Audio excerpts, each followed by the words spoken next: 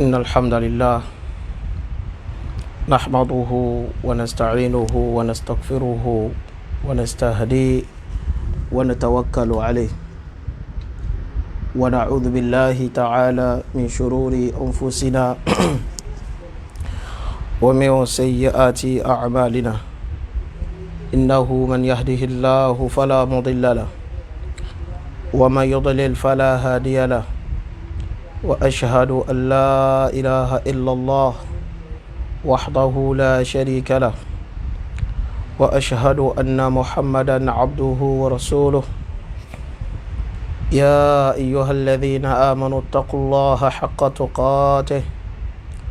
ولا تموتن إلا وأنتم مسلمون يا أيها الناس اتقوا ربكم الذي خلقكم من نفس واحدة وخلق منها زوجها وبث منهما رجالا كثيرا ونساء واتقوا الله الذي تساءلون به والأرحام إن الله كان عليكم رقيبا يا أيها الذين آمنوا اتقوا الله وقولوا قولا سديدا يصلح لكم أعمالكم ويغفر لكم ذنوبكم ومن يطع الله ورسوله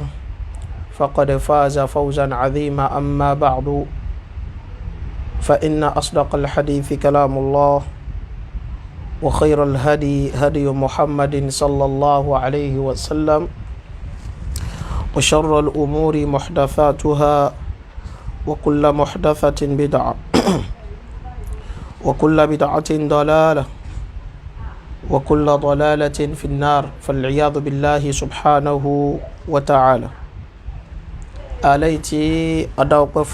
الله سبحانه وتعالى أشي الصلاة فو النبوة محمد صلى الله عليه وسلم المبعوث رحمة للعالمين النبي تي الله باوا سبحانه وتعالى بديدي وكل ما جاء إكاء أتي آنو lórí gbogbo àgbáńláyé kí asọ́látù náà máa lọ rí bá àwọn ará ilé annabi àti àwọn sàhábà rẹ̀ àti gbogbo àwọn ẹni tí wọ́n bá tẹ̀lé ìlànà òjíṣẹ́lá Muhammad sallallahu alaihi wasallam títí yóò fi máa di ọjọ́ ìgbéǹde alqiyama lẹ́yìn náà akírawa akí ọkùnrin nínú wa akí obìnrin akí ọmọdé akí àgbàlagbà أنبلا الله سبحانه وتعالى بمنه وكرمه وعزه وفضله كي وما شاشي عليكم أبوي أتي عليكم الاستقامة أتي عليكم الدرو ديدي لا تلشي التمسك بالحق لا تلي ما دروتي ودودو نبوبوبا الله ما شاشي عليكم رفون أنكو كانوا أري ní àárọ̀ yìí gbogbo wa láti kọ́kọ́ rí pósítà kan tí ó ti bọ́ta lórí ọ̀rọ̀ tí a ń gbéyẹ̀wò yìí tí àkọlé rẹ̀ ń lọ lórí pé èsì ọ̀rọ̀ lórí dídá màláíkà oríṣiríṣi lẹ́lòmí àti èròǹgbà tó bá rí pósítà yẹn pé dídá màláíkà ti wó ṣé ọ̀rọ̀ yìí tá ti sọ tó ti kú tó ti rùn tẹ́lẹ̀ ní ẹ tó wá mọ̀ọ́mọ̀ fẹ́ jí padà ní àbíbò ló ti ṣe jẹ́ kálukú mọ̀ ní ìròrí yìí kódà mo rẹ́nìkan tóun tiẹ̀ kọ́mẹ́ǹtì tiẹ̀ látara bó ti wò tiẹ̀ ni pé pé ẹ ṣáà tó ti wò pé ẹ rí followers máa bí ẹ wá fẹ́ fi tọ́pìkì eléyìí tó ń wọ́n lọ hu jáde mo pé tọ̀ ó dàbí pé òun gan kò mọ bí ti ń lọ òun náà ló jẹ́ kóun náà mékiri wo irú kọ́mẹ́ǹtì bẹ́ẹ̀ kọ́lọ́mọṣá ṣàánú wa kó sì ṣàlékún àgbọ́yé ẹ̀sìn fún ẹnìkọ̀ọ̀kan wa kó sì ṣàlékún ìdúró déédéé fún wa. rí báwọn ọ̀rọ̀ yìí ṣe ń lọ yìí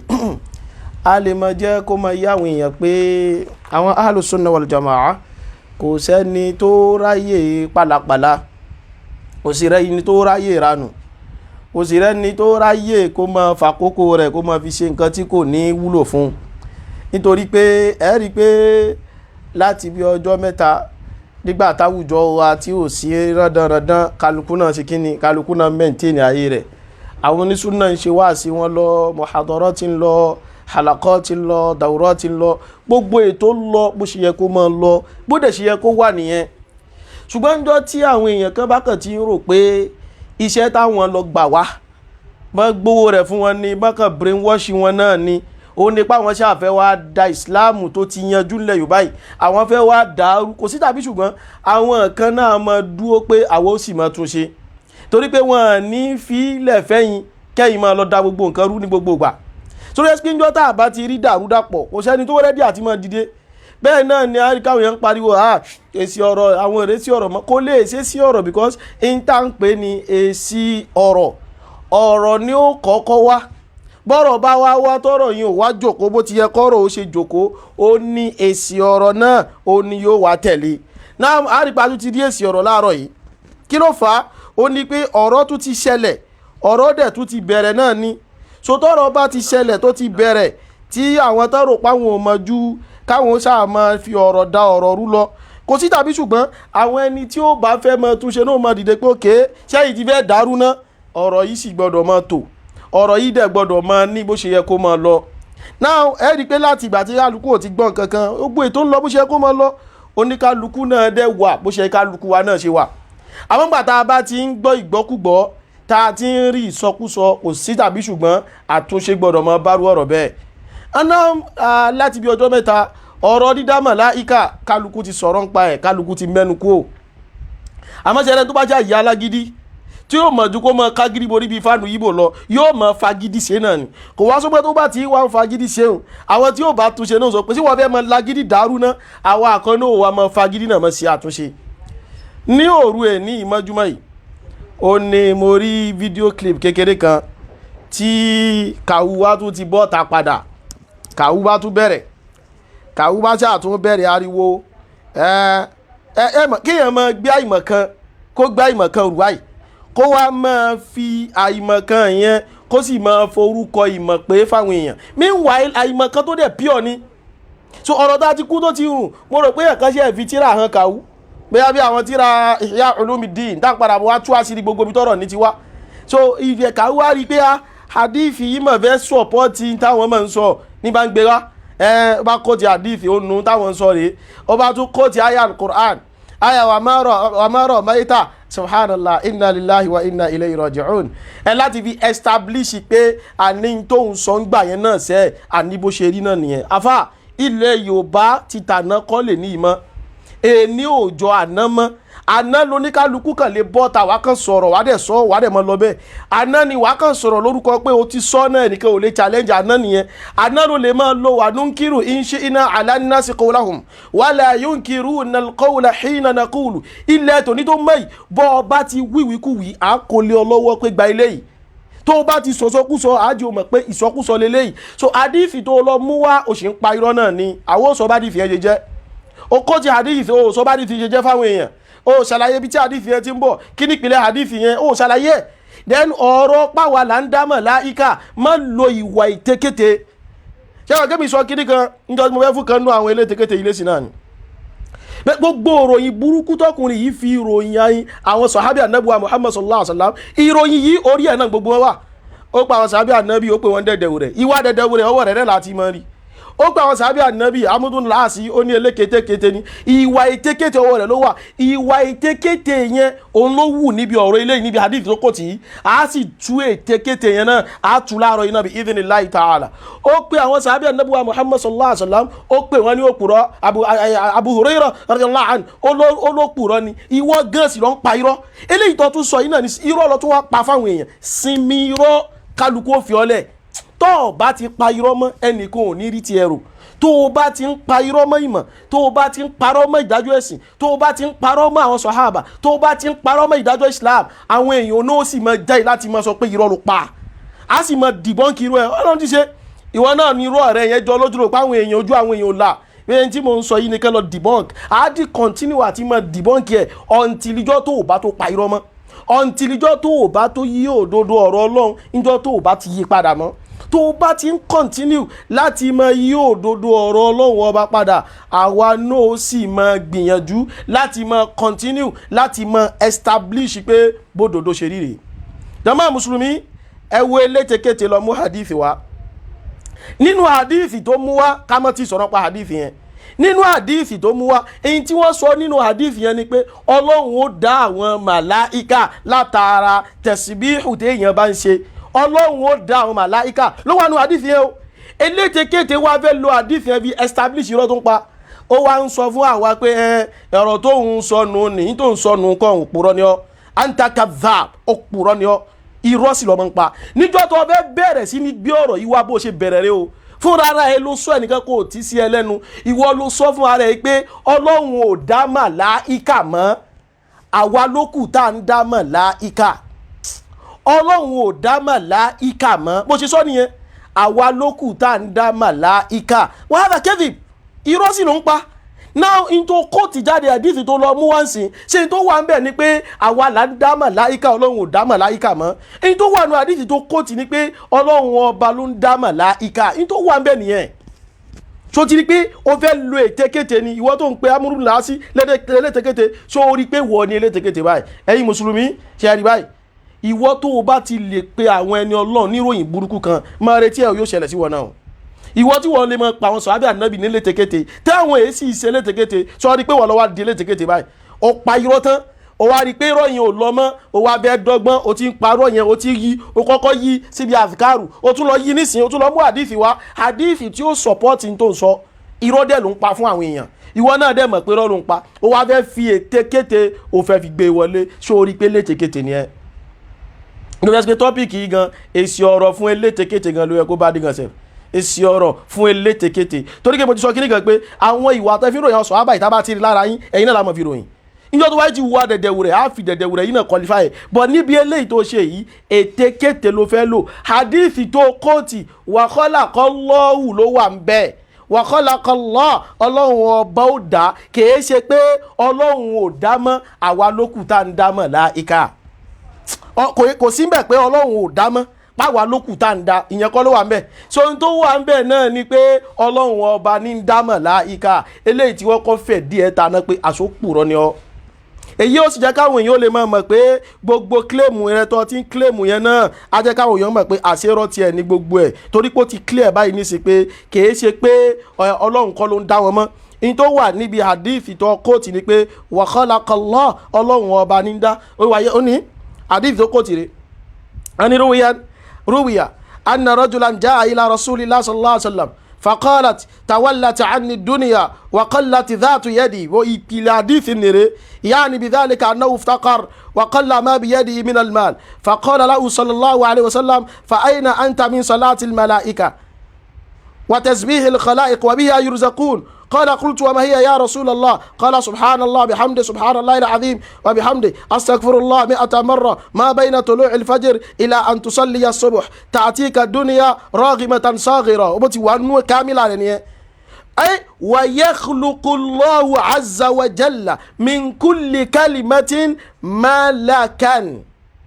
ويخلق الله عز وجل ويخلق الله عز وجل ẹ lọ wo gbogbo ọ̀nà tí àdìfì yìí fi wá ẹ rí i pé kálukú bẹ̀ ọ̀dọ̀ Ọlọ́run ni wọ́n ń fi tì sí so in tí wọ́n kọ́kọ́ gbé wá fún wa ni pé Ọlọ́run ò dá màláíkà mọ́ so tó wá fẹ́ padà fẹ́ sá síbi àlàyé táwọn èèyàn ń ṣe wàá kọ́kọ́ kó jẹ́ pé mo sì sọ ní o níbi pé mo sọ pé Ọlọ́run ò dá màláíkà mọ́ mo sì sọ àṣìṣọ́ ní kó lọ́lọ́run ò dá màláíkà mọ́ kó wá ní àwa lókù tá à ń dá màláíkà ìwà ìtékété lélẹ́yìí elétékété ló dẹ̀ máa ń ṣe báyìí ìwà ìtékété dẹ̀ nìyẹn ẹ̀rí yóò sọ̀pọ̀tì ẹ ṣùgbọ́n ọ̀rọ̀ yọ̀rọ̀ táwọn afá mọ́ sọ Ibn Hazm al-Andalusi alayhi rahmatullah ọmọ sábà sọ̀rọ̀ yìí dáadáa nígbà tó bá rẹ́ni tó bá ti tẹ̀rí sínú àìmọ̀ kan tó wá ń wá ọ̀nà olófẹ́ gbà jáde wọ́n ní mithluhu mithlul ghariqi bi kulli ma ahassa tamassaka mithluhu mithlul ghariqi wọ́n náà àpèjúwe lè jẹ́ wòye àpèjúwe rẹ̀ dà gẹ́gẹ́ bí ẹni tó ti tẹ̀rí sínú omi ni mithlul ghariq ẹni tó ti tẹ̀rí sínú omi ni bí kulli ma ahassa anything tó bá fíìlì báyìí tamassak òun náà ló máa dìmú anything tó bá fíìlì pé ó lè gbóhùn lọ sókè ẹni tó ti tẹ̀rí sínú omi tó wá ṣe tàbú kò dẹ̀ máa wẹ̀. So kò sọ bọ́bí tó bá ti ń ṣọwọ́ báyìí tó ń ṣọwọ́ báyìí tọwọ́ rẹ̀ bá ba nǹkan kan báyìí á di nǹkan kò bá àjọ orí ẹja lọ́wọ́ rẹ̀ dì mú orí ẹja tó bá yọ ọmọ lọ́wọ́ kò bá jẹ́ okùn lásán lórí rẹ̀ dì mú kò bá jẹ́ igi lọ́wọ́ rẹ̀ dì mú anything tọwọ́ rẹ̀ bá dì mú á sáré mú nǹkan náà bóyá nǹkan yẹn lè gbóhùn lọ sókè. So àfa òpùrọ́ òrè o wa yakhluqullahu azza wa jal olóńbẹ níbi hadith yẹn. So ìyẹn ó kọ́kọ́ jẹ́ àkọ́kọ́ náà pé hadith tó mú wá gan evidence against rẹ ni kò ń ṣe evidence tó support rẹ min ayyi wajihin min al-wujuh torí pé tí wọ́n gbé kalẹ̀ tó sọ fún wa ó ní pé ọlọ́run ò dá màláíkà mọ́ ọ̀rọ̀ rẹ nìyẹn ìgbà tó wá sọ yẹn tán ó wá ní àwa ló kù tá ń dá màláíkà bó ṣe sọ nìyẹn ìgbà tó wá láwa ló kù tá ń dá màláíkà ó rẹ̀ tún ní mo tún wíyùn náà ẹ lọ rè gbé. So àwọn èèyàn dẹ̀ gbé lóòótọ́ wọ́n dẹ̀ ṣàlàyé lọ ṣàlàyé bọ̀. So ó wá fẹ́ dé padà ọ̀rọ̀ yẹn ti wá kó everybody náà ti gbàgbé ẹ̀ ṣùgbọ́n tó o bá lo wà adamant lórí irọ́ àwọn kan náà wà adamant láti lè establish facts. Ọlọ́run ọba wa subhanahu wa ta'ala òun lẹni tó ń dá màláìka. So jama mùsùlùmí so ká wá lo àdìfì yìí kó wá ní ẹ tó nípa nábì wá fún ẹni nímọ̀ràn pé máa ṣe àwọn àdìkárù tó bá ti wá ń ṣe wa yakhluqullahu azza wa jal ọlọ́run ó wàá ṣẹ̀dá ìyẹn kọ́ kílẹ̀ mẹ́rin náà min kulli kalima níbi kẹ́límà kọ̀ọ̀kan tó bá ń sọ malakan ọlọ́run ọba ó wàá yọ màláìka yóò dá màláìka látara rẹ̀ yusabbih tí ó máa ṣàfọ̀mọ́ fọlọ́ ọba subhanahu wa ta'ala tí ó máa ṣàfọ̀mọ́ díjọ́ gbé náà kìyàmá tí ó pé ìwọ lọ́sì máa ní ládàá rẹ̀ kò tún kárí bẹ̀rù. náà kí la fẹ́ mú báyìí jàmá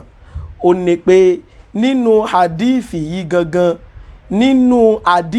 gangan èyí tó jáde ń bẹ̀ ni pé wa yakhluqullah ọlọ́run ọba ní dẹ̀dà àdí ìwọ́n náà lọ kóòtì rẹ o hadithi tó kóòtì ni ọlọ́run ọba ló ń dá màláíkà ló wà ń bẹ̀. báwo ni wọ́n ṣe wá sọ fún wa pé ọlọ́run ò dá mọ́ àwa ló kù tá à ń dá ó ti fẹ́ fi hadithi sọ fún wa pé ọlọ́run ló dá ṣùgbọ́n látara kí ọlọ́run fi dá ọlọ́run dá látara gbólóhùn tá à ń wí làdífì yẹn ń wí àbí wọ́n sì wá wí bá dìfì ní ti wí ìyẹn ọkọ̀ jẹ́ alákọ̀ọ́kọ́ náà number 1. ẹlẹ́ẹ̀kejì jàmá mùsùlùmí òdodo ọlọ́mọsí àfọwà ní àgbọ́yé ọ̀rọ̀ rẹ̀ ẹ bá sọ fún gbogbo jẹ́rí tó bá fẹ́ sọ̀rọ̀ àwọn ó lè máa sọ̀rọ̀ wájú àwọn dẹ̀dẹ̀wù rẹ̀ káwọn dẹ̀dẹ̀wù rẹ̀ sì máa gbà bẹ́ẹ̀ kan máa gbé mu bí ẹ̀kọ́ ṣùgbọ́n ayé Islam ojú ti là lásìkò tá a wà yìí tó bá ti fẹ́ sọ̀rọ̀ ìmọ̀ kọ̀nsídà àwọn mùsùlùmí òdodo tí wọ́n ti lọ rèé kẹ́kọ̀ọ́ ọ̀rọ̀ mímọ́ tọ́lọ́n sì ti ní kí ìmọ̀ yìí ó yé wọn àwọn ò wá tú palẹ̀ wọ́n yànnà náà ẹyọ kọ̀ọ̀kan wọ́n ti kálukú padà síbi tó wà. ìyíhùn jẹ́ alákọ̀ọ́kọ́ jàmá mùsùlùmí. náà mẹ́lẹ́ẹ̀kejì òun wá ní pé ọ̀rọ̀ dídá màláíkà tẹ́nì yìí tiẹ̀ wá ran kankan mọ́ yìí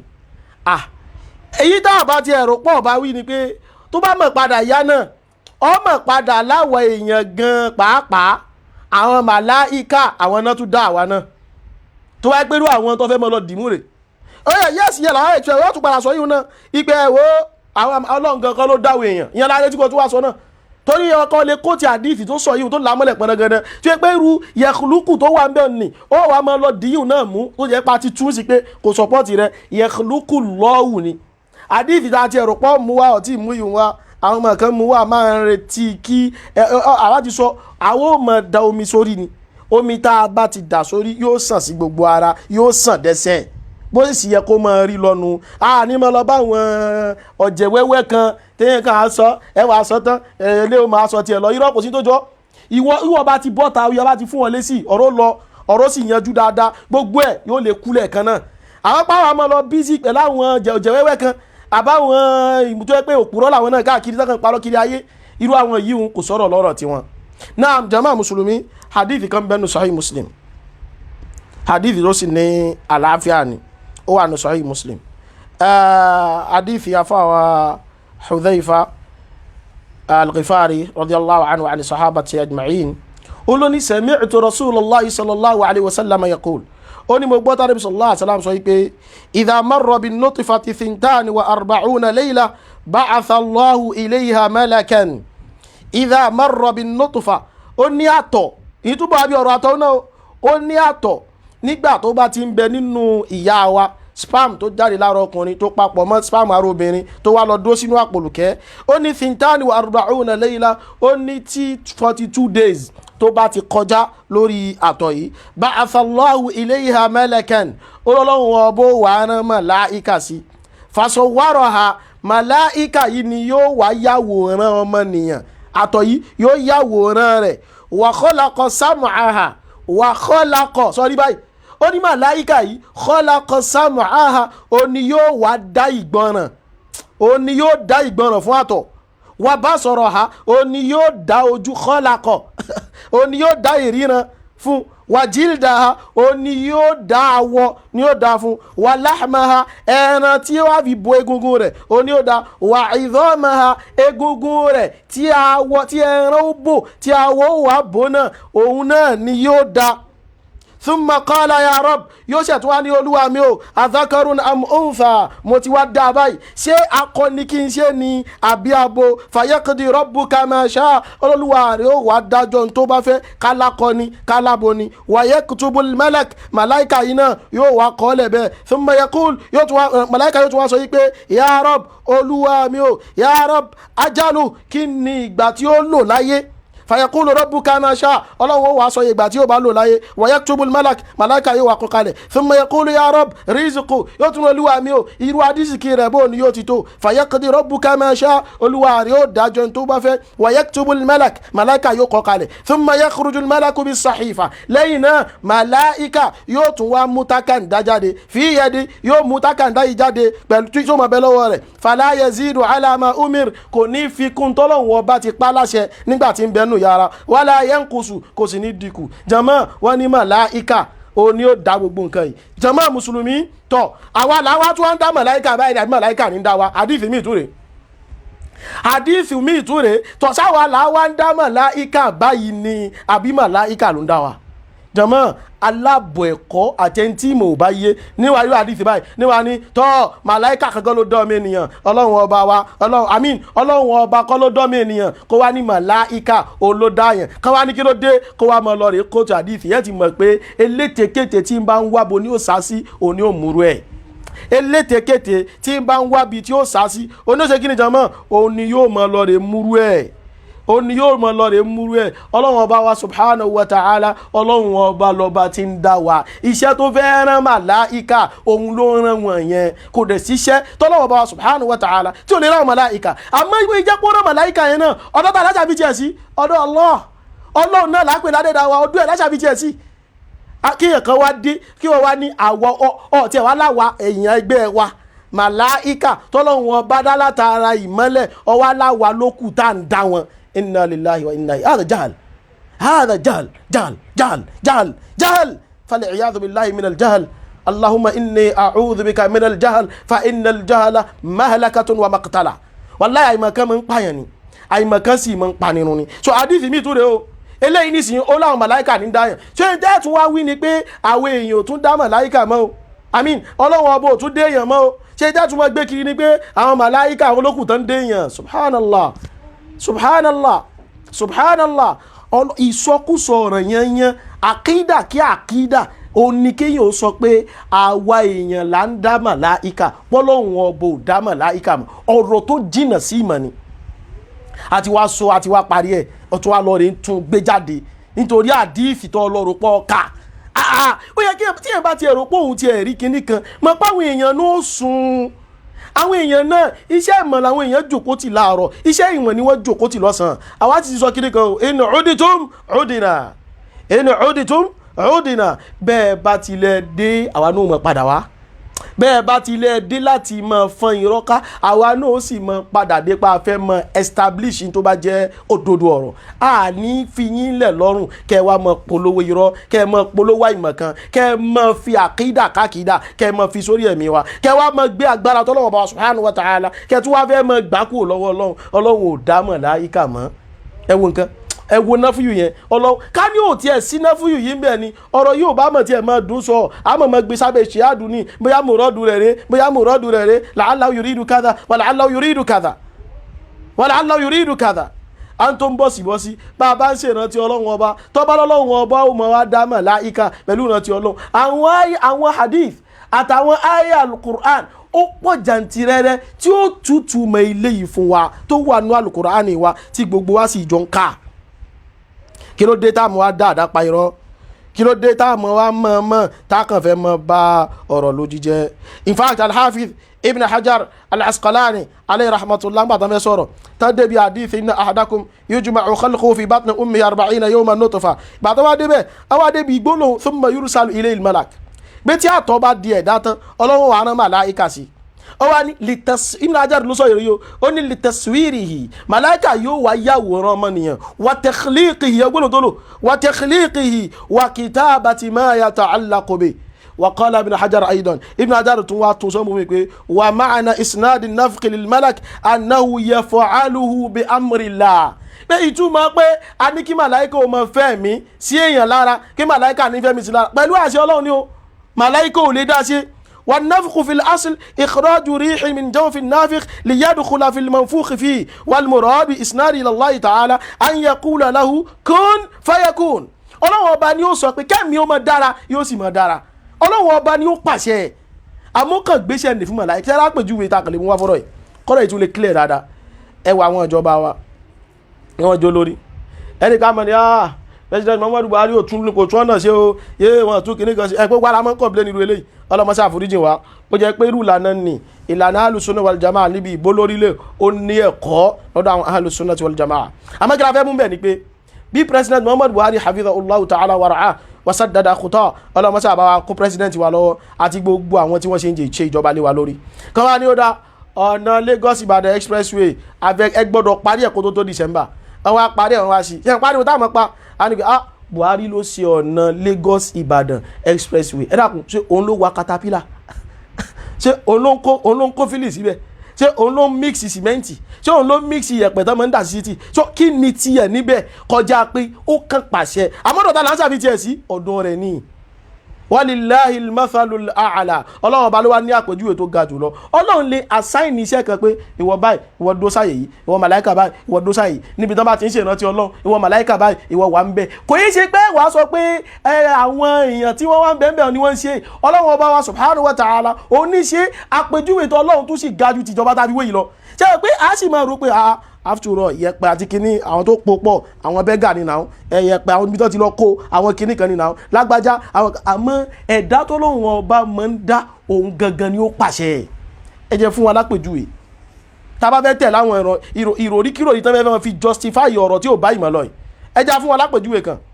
èmi tí ń sọ̀rọ̀ àtiwọ́ náà tó ń gbọ́ mi àti gbogbo ẹni tí ò bá padà mọ́ gbọ́ wa à ń di ọmọnìyàn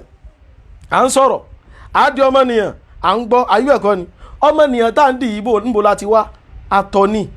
àtọ̀ yẹn àtọ̀ ìyá wa àti àtọ̀ bàbá wa méjèèjì wa papọ̀ méjèèjì papọ̀ tán spam yìí papọ̀ tán òun ló lo 40 yawman ó di 40 yawman ó ń di ẹ̀jẹ̀ 40 yawman ó ń di ẹran ó ń di 40 bó ṣe ń dín nìyẹn o bó ṣe ń change tó ń change kí ni ìpìlẹ̀ rẹ̀ àtọ̀ wa ló dira wa. jàmá mùsùlùmí ǹjẹ́ kò tún ní dọ̀la kálá ìlẹ́kọ̀ọ́ kan tó wá dé kó ní ẹ̀wọ̀ Ọlọ́run kan ní ń dáyàn èèyàn gan ní ń dára wọn tó bá ní kí ló dé ṣe bọ́kùnrin àtobìnrin ló ń fúnra wọn lóyún ó ń lọ́mọ nìyẹn fi ń jáde káwá nítorí pé wọ́n ní tá bá ti ń ṣe àzìkárù àwọn màláíkà wọn ò wá wọn ò mọ̀ ṣe báyìí wọn ò mọ̀ tọrọ àforíjì fún wa wọn ò mọ̀ ṣèkẹ́ fún wa káwá ní àzìkárù wa tá a ṣe òun ló dá màláíkà subhanallah ó jẹ́ sábàbù táwọn màláíkà ó fi wádé kò lè dá nǹkan Ọlọ́run ọba subhanahu wa ta'ala ni ó dá nǹkan rẹ̀ fún rẹ̀ Ọlọ́run ọba subhanahu wa ta'ala òun ni ó dá nǹkan Ọlọ́run ṣe lù bí àdífì jẹ́ kó wà gẹ́gẹ́ o a sì ń bọ̀ bí àdífì yẹn o àdífì ni gẹ́gẹ́ wa yakhluqullah Ọlọ́run ó dá yóò dá Ọlọ́run ni yóò dá Allah subhanahu wa ta'ala. so ọ̀rọ̀ tó jìnà sí ìmọ̀ ni ká tún wá lọ sọ náà fún yìí pé Ọlọ́run ò dá mọ́ àwọn èèyàn aláwa là ń báyàwó wa sùn láfi ń bímọ sáwa là ń dá èèyàn ṣé àwa yẹn là ń dá èèyàn ara wa àwa la fún ìyàwó lóyún níyàwó fi lóyún ló fi bímọ ọkùnrin ló fi ń bímọ obìnrin ṣé ẹnu anybody gbà kó wá ní ẹṣẹ bá wa àwa la fúnyàwó lóyún náà ẹ fúnyàwó wa lóyún ló fi bímọ kẹwàá ní ẹ nítorí pé a ṣèrántí Ọlọ́run àwọn màláíkà wa wá bẹ́ẹ̀ àtàrà bẹ́ẹ̀ àwọn aládá màláíkà. Meanwhile al-Qur'an ó la mọ́lẹ̀ pẹ̀lẹ́gẹ́rẹ́ fún wa nínú suratul Isra Quran chapter 7 Olúwa wa subhanahu wa ta'ala Olúwa ni wa Qur'an al-fajr inna Qur'an al-fajr kana mashhuda mọ́tọ́lọ́wọ́ bá ń sọ fún wa ní àti ìbẹ̀rẹ̀ ayà ní pé aqimi ssalah liduluki shamsi ila ghasaqil layl wa qur'an al-fajr inna qur'an al-fajri kana mashhuda ipe alukurani ó ní ẹmọ oní ìrà nábì aqimi ssalah máa gbèrú dúró liduluki shams tí oòrùn bá ti yẹ tó ti dàgẹ̀rẹ̀ kúrò ní àtàrí ila ghasaqil layl wa qur'an àti tí ó fi di àsìkò ghasaqil layl wa qur'an al-fajr alukurani náà tẹ́sí mọ́ kí ní àsìkò al-fajr ó wá yànnà náà àwọn kí ní àsìkò orun ló fi àdírẹ́sì àmọ́ bẹ̀ kọ́ la fẹ́ lọ lẹ́nu ibi àwọn fẹ́ mú ni pé inna qur'an al-fajr dájúdájú alukurani tẹ́ ẹ bá ń ké alukurani tẹ́ ẹ bá ń ké ní àsìkò fajiri ní àsìkò àṣùbà kana mashuhudan alukurani táwọn màláìka tí wọ́n wà bẹ̀ wá tẹ́tí gbọ́ tí wọ́n wà witness yẹn ni àwọn màláìka wo malaikatul layli wa malaikatul nahar malaikatul layli wa malaikatul nahar àwọn màláìka tí wọ́n ń ṣiṣẹ́ lóru àtàwọn màláìkà tí wọ́n ń ṣiṣẹ́ lọ́sàn-án wọ́n wà jọ pàdé ńbẹ̀ wọ́n jọ wò pé alukurani alufajari ni wọ́n ń ké yìí jàmáà ǹjẹ́ ká wá mú bẹ́ẹ̀ ká wá nítọ̀ ìgbò ṣe pé alukurani alufajari làwọn màláìkà wá witness yìí ká wá ní kurani wa tá à ń ké lálufajari òun náà ni ó mọ dá màláìkà ní gbogbo àṣùbà ẹ jáwọ́ níbi àpọ̀tí ó yọ masala yìí àti yanjú ẹ̀ masala yìí ẹ ti ṣàlàyé tiyín kálukú náà sì ti ṣàlàyé tiwọn èwo làbùrọ̀ tún máa lọ irọ́ lọ́rùn èwo làbùrọ̀ tún máa lọ irọ́ lọ́rùn irọ́ tẹ́ fẹ́ máa lọ lọ́rùn yìí jàmáà kò rí bí wọ̀ kò rí bí gbà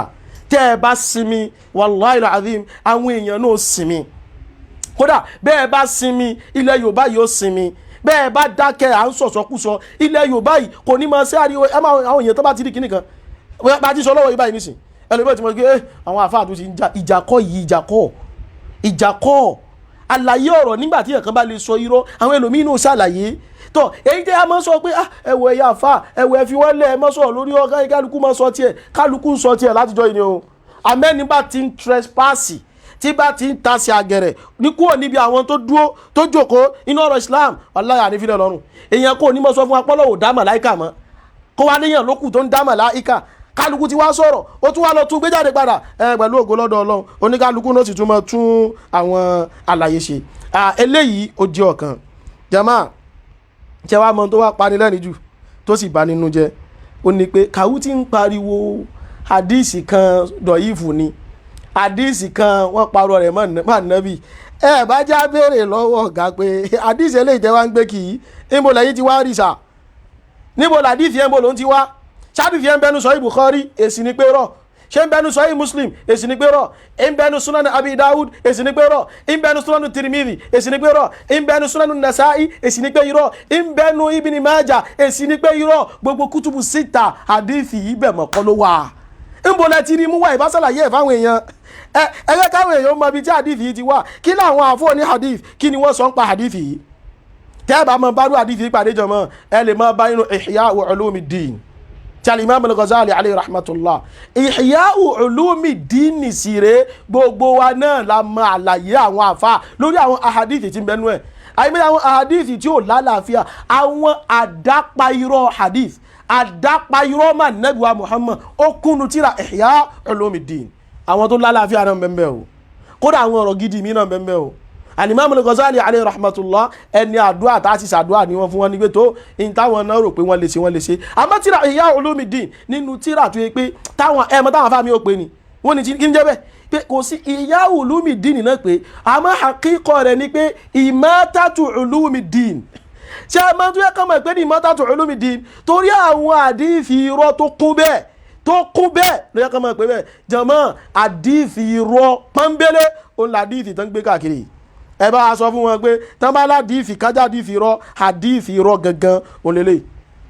حديث العسكري كون أن رجلا جاء إلى النبي صلى الله عليه وسلم فقالت تولت عني الدنيا وقلت ذات يدي فقال رسول الله صلى الله عليه وسلم فأين أنت من صلاة الملائكة وتصبيح الخلائق وبها يرزقون قال فقلت وماذا يا رسول الله قال قل سبحان الله بحمده سبحان الله العظيم أستغفر الله 100 مرة ما بين طلوع الفجر إلى أن تصلي الصبح تأتيك الدنيا راغمة صاغرة ويخلق الله ويخلق الله عز وجل من كل كلمة مالكا أو ملكا يسبح الله تعالى إلى يوم القيامة لك ثوابه حديث عمري إن بعد كنا أفوني حديث بسول حديثي أني أخرجه المستكفي في الدعوات من حديث ابن عمر وقال غريب من حديث مالك ولا أعرف له أصلا في حديث مالك ولا حديثي wọ́n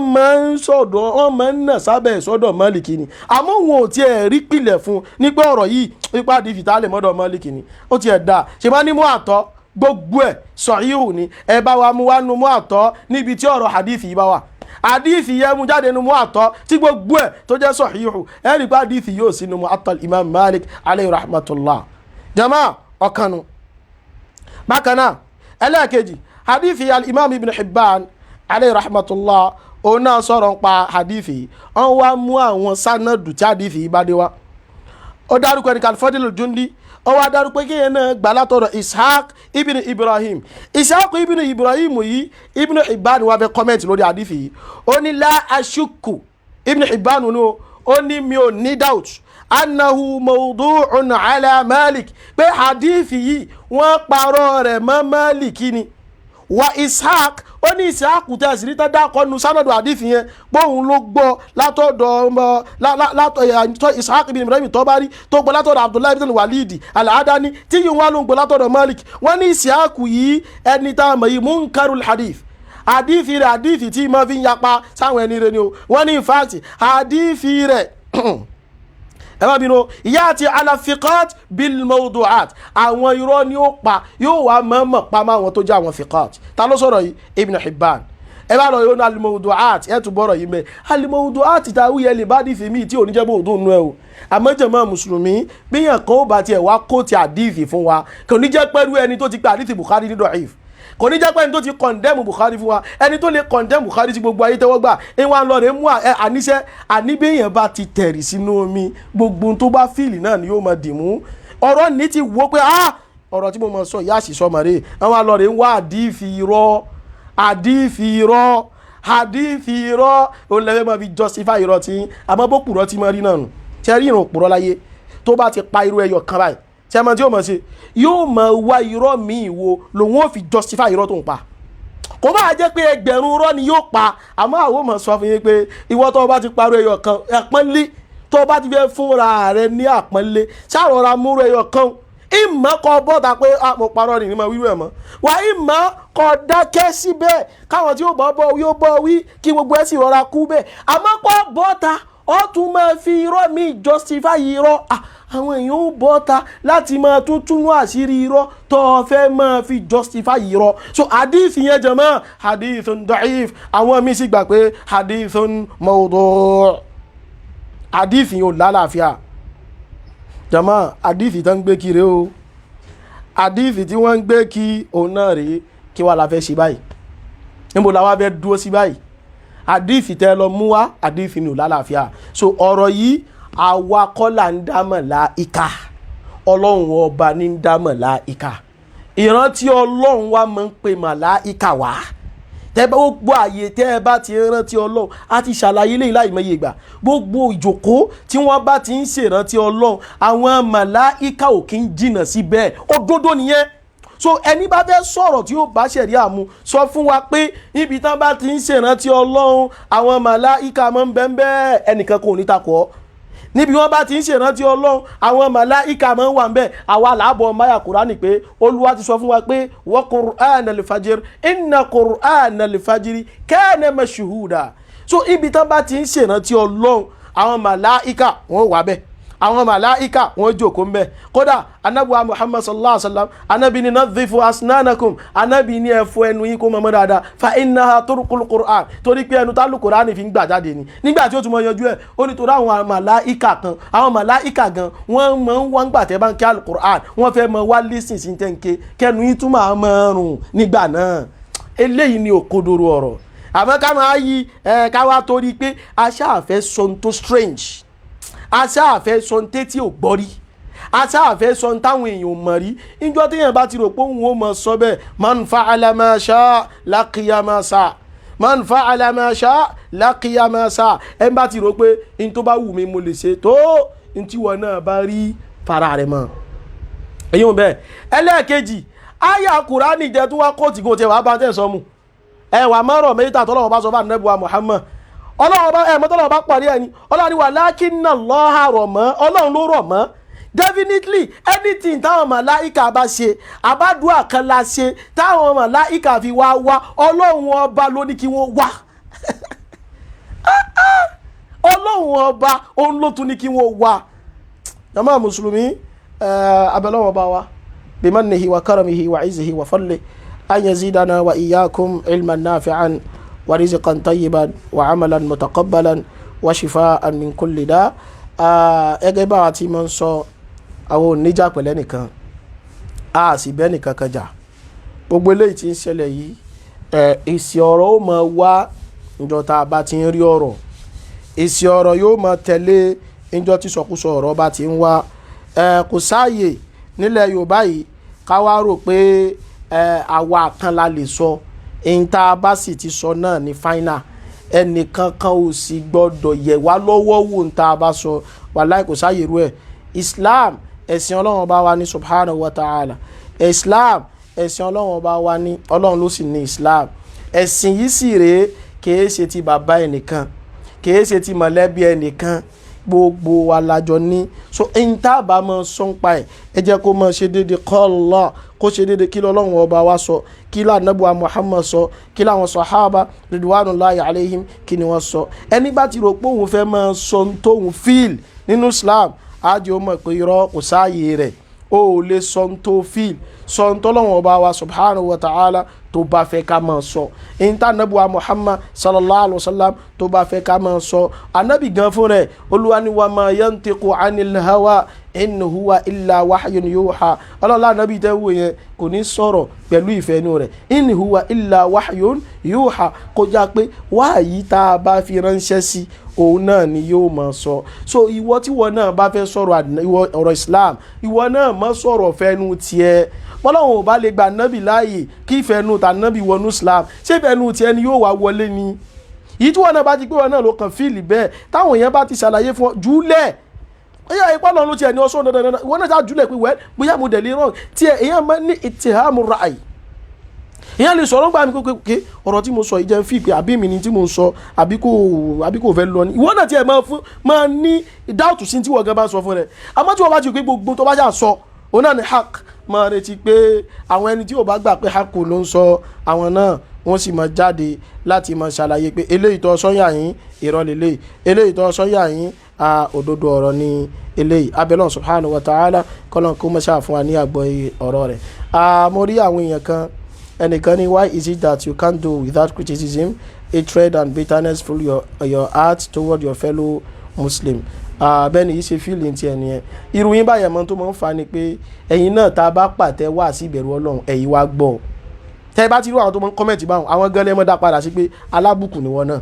Níjọ́ tá a bá ń ṣe wá sí tọ̀hárọ̀ ọ̀ọ́ni wá ọ̀ọ́ni rí yìí, tá a bá ń ṣe wá sí ìkómọ ọ̀ọ́ni wá ọ̀ọ́ni rí yìí, tá a bá ń ṣe wá sí bá a ti ń kírun ọ̀ọ́ni wá ọ̀ọ́ni rí yìí. Níjọ́ tá a bá ti wá ń ṣèṣì ọ̀rọ̀ ọ̀wá dé tán ọ̀wá mọ láàmọ̀jì èsì ọ̀rọ̀ lọ, ìwọ lọ́ọ́ mọ̀júkọ́ wá gbọ́ èsì ọ̀rọ̀ lọ, ìwọ gẹ́gẹ́ alábòsí, ìwọ gan ló yẹ kán mú dáadáa. Torí nísìn lẹ́nu kódà lẹ́yìn ọdún yìí, lẹ́nu pa aṣọ ọdún tán yìí tá aṣọ ọdún níjọ́ Tuesday yìí, lẹ́yìn ọdún yìí lecture tí mo ti ṣe tí ò nídìí tí ò jọ méjì ọ̀rọ̀ yóò ti bẹ́ẹ̀ tó mẹ́rin àbí márùn báyìí, ọ mẹ́fà gan, almost gbogbo ọjọ́ tó tẹ̀lé ọdún aṣọ ọdún níjọ́ Tuesday. Ìjọ Wednesday mo lọ sí lecture kan àkíkọ̀, ìjọ Thursday tó tẹ̀lé ìjọ kẹta ọdún mo lọ lecture mi níjẹ̀bú Òde, public lecture àbí ṣáàṣì lecture yẹn alọ rèé sí ọ̀rọ̀ tàwhídì bẹ́ẹ̀ lẹ́kọ̀ọ́ kan sí ọ̀rọ̀. Ìjọ Friday a ṣe khutbah juma, lẹ́yìn khutbah juma lọ́dọ̀ tiwa àwọn tó mọ níjòkó question and answer a ṣe yíò náà ìwọ ọ̀ sí bí yíò. Ìjọ Saturday a tún wá sí ilé program kan ní Èkó ń bì, àwa ṣe lecture ń bẹ̀ náà ni ìjọ Saturday tó lọ yìí náà. Àná Sunday òde ìyàwó kan láwà a tún lọ ṣe lecture ń bẹ̀ náà ni. Èní Monday àwa ń ṣe èsì ọ̀rọ̀, ìwọ́dé ọlọ́mọ̀jú èsì ọ̀rọ̀ lọ sọ ní pé ìwọ gẹ́gẹ́ lóníjàmbá. Ìwọ ló yẹ ká sọ fún wọn pé èé ṣe tí ìwọ̀ yìí wá tá a bá pàtẹ wá sí àfijọ́ tá a bá ń ṣe èsì ọ̀rọ̀. So ṣé bá ti láwọn tó máa ń sọ pé ẹ mọ̀ jèsì ọ̀rọ̀ lọ, àwọn ló yẹ kẹ́ mọ̀ pé èé ṣe tẹ́yìn èé mọ̀ ju kẹ́ wá gbọ́ èsì ọ̀rọ̀ lọ. Torí wá sí pọ̀ à ń treat tafsirul Quran every Saturday, àlàyé umdatul ahkam every Sunday, arba'una nawawiyya láàrin ọ̀sẹ̀, ó stop láàrin Ramadan sígbà kan báyìí àtúnlá fẹ́ bẹ̀rẹ̀ padà nígbà tá a bá ti wọlé padà yìí àtúmọ̀ ṣe yíhun padà gbogbo orú yíhun ìwọ ò ní wá gbọ́ yíhun tó bá ti wá di bí èsì ọ̀rọ̀ ọ̀wà tó bá wá ọ̀wà ọmọ fíìlì bákan pé àbí wọ́n ń ṣe tí ò tọ́ ìwọ gan lọ ń ṣe tí ò tọ́ ìwọ lọ èyí máa ń gbọ́ wá sí àfijọ́ èsì ọ̀rọ̀ ìwọ lọ èyí máa ń gbọ́ mí àfijọ́ tán bá ti fẹ́ fún yàn lésì ìwọ ni kò change attitude ẹ mọ̀ wá mọ́ńdọ́ tá a bá ti ń ṣèṣì ọ̀rọ̀ kọ́ lè mọ̀ dàbí alábòsí mọ̀ wá níjọ́ tá a bá ti ń sọ yìí tó dáa tá a ti ń sọ yìí tó rò pé òun ló dànù o tá a ti ń sọ̀rọ̀ tawhid tá a ti ń sọ̀rọ̀ sunna tá a ti ń ṣe tafsirul Qur'an tá a ti ń tú umdatul ahkam ọ̀rọ̀ ìbádà ọ̀rọ̀ tọ̀hárọ̀ àwọn tí ó mọ̀ rí mẹ́nu sọ wá ní gbogbo àwọn àfáà sunna èmi kàn sọ tèmi báyìí tèmi lójú kéré ju o ọ̀gọ̀rọ̀ àwọn àfáà sunna káàkiri kìí ṣe pé kán criticize ìran máa ń ṣe o bí wọ́n ti máa ṣe wá sí káàkiri nu ìjọ tọrọ bá ti nídìí èsì ọ̀rọ̀ òun náà là á máa fọ èsì rẹ̀ so ìwọ lọ níṣẹ́ mi àfikọ́ ọmọ wa gbọ́ èsì ọ̀rọ̀ ìwọ lọ èsì ìráyè kọ́mẹ́ǹtì àfijọ́ tí wọ́n bá ń ṣe èsì ọ̀rọ̀ àmọ́ tó ọba ti fẹ́ mọ rí báyìí mọ́ àwọn ọjọ́ tá a bá ti ń ṣe wá sí ma wá níjọba bá ti tafsirul Qur'an every Saturday mo invite wọn náà láti sin lọ every Saturday lẹ́yìn fajiri ma wá tafsirul Qur'an Suratul Baqarah láti bẹ̀rẹ̀ rẹ̀ àti débi àyà 100 and something báyìí òun ládé ìwọ náà máa bọ̀ wá máa gbọ́ níjọ́ Sunday Umdatul Ahkam ìwọ náà máa bọ̀ wá máa gbọ́ in fact láìpẹ́ ìbáyìí fẹ́ wọlé padà yìí àwọn ọmọ ti gbọ́ lídé àwọn wọlé padà inshallah níbi tí ọ̀sẹ̀ tí ń bọ̀ bàbá wọlé tán táwọn ọmọdé padà á tún introduce àwọn dùrúsì míì fún wọn láwọn fàájì lásùbà pàápàá ìwọ náà ó lè jẹ́ àárọ̀dọ̀ Thursday inshallah plan láti fi sí ìwọ náà mọ̀ wá sọ́dọ̀ tó bá ti ń gbọ́ gbogbo orú yìí hùn yóò lè mọ jẹ́ kó mọ̀ pé èsì ọ̀rọ̀ nìkan kọ́ là máa ń ṣe ṣùgbọ́n wọ èrí mi àfijọ́ èsì ọ̀rọ̀ ló jẹ́ kí wọn náà máa rò pé àbáwa náà sọ mi àfi èsì ọ̀rọ̀ àbáwa mọ̀ pé àwọn kàwú àtàwọn dẹ̀dẹ̀wò rẹ̀ àtàwọn elétekéte àmọ̀ páwọn tí wọn ní jòkójòkó kan bí wọn bá ṣépè fún gbogbo sáláfí ayé wọn ò ṣépè fáwọn alùsùn náà bí wọn bá pariwo pé nìkan lòpùrọ́ wọn pariwo pé nìkan lápàyàn bí wọn bá parọ́ bọ́ wọn Abu Hurairah wọn parọ́ mọ́ Ibn Taymiyyah bí wọn parọ́ mọ́ Ibn Taymiyyah wọn parọ́ mọ́ Muhammad ibn kódà mo mọ̀ kan nù wọn òun ò lè mọ̀ kọ́ post ó tún táàgì níbẹ̀ gbogbo pósì rẹ̀ láyé wàhábíyà o alùsùnà o sálàfí o kìíní kan ariwo tí mo ń pa kí ẹ̀yin lẹ́yìn ṣe nǹkan míì àfikẹ́ yóò mọ ẹran táwọn alùsùnà ẹ̀yin lẹ́yìn ṣe nǹkan míì àfikẹ́ mọ pariwo Ibn Taymiyyah ẹ̀yin lẹ́yìn ṣe nǹkan míì àfikẹ́ mọ pariwo Abu Hurairah radiyallahu ta'ala anhu wa ani sahabati ajma'in àmọ́ àwọn alùsùnà wal jama'a wọ́n ní jòkó tọ̀hárọ̀ wọ́n ní jòkó fiqh wọ́n ní jòkó hadith wọ́n ní jòkó tafsir wọ́n ní ìjòkó ìmọ̀ lọ́lọ́kan òjọ̀kan àmọ́ ń dọ́tẹ̀yìn náà bẹ́ẹ̀ bá sáà ti ní alẹ́ mọ́ parọ́ náà ni àwọn ahlus sunnah wal jamaa wọ́n wà nílé fún yín láti lè mọ tú àṣírí rọ bí idhnillahi ta'ala ibi ni àádùn sí àwa ń bẹ olúwa wa à ń bẹ ọlọ́run bá wa subhanahu wa ta'ala kí ó mọ́ ṣàṣe àlékún ìmọ̀ àti àlékún àgbọ́yé àti àlékún dáadáa ọlọ́run mọ́ ṣàṣe fún ẹnìkọ̀ọ̀kan eléyìí yóò lè mọ jẹ́ kẹ́ mọ̀ pé èsì ọ̀rọ̀ olè lọ relegation lópin ìgbà tí ẹ bá ti ń sọ torí àrípéjẹ fẹ́ ṣe náà ni pé ẹ fẹ́ mú oníkálukú lọ́wọ́ dání kó wá kú pẹ́yìn nìkan lẹ́ẹ̀mọ̀ sọ ẹnìkan ò lè mú ẹnìkan lọ́wọ́ dání fẹ́ nìkan bẹ́yìn bá ti ń sọ tí yín tẹ́ ń wú ikú yìí àwọn ò mọ̀ tún ṣe bẹ́ẹ̀ bá ti wú ikú yìí mọ́ tẹ́ kan yanjú ara yín lọ lẹ́gbẹ̀ẹ́ kan àwọn náà mọ̀ sọ tiwa lọ náà àwọn mùsùlùmí ó sì mọ̀ tẹ́tí wọ́n mọ̀ gbọ́ tán bá sì ti ń òdodo wọ́n mọ̀ píkì òdodo wọ́n mọ̀ mú lò àmẹ́yìn ò ní mọ̀ takò alùsùnà kẹrù páwọn yóò wá mọ̀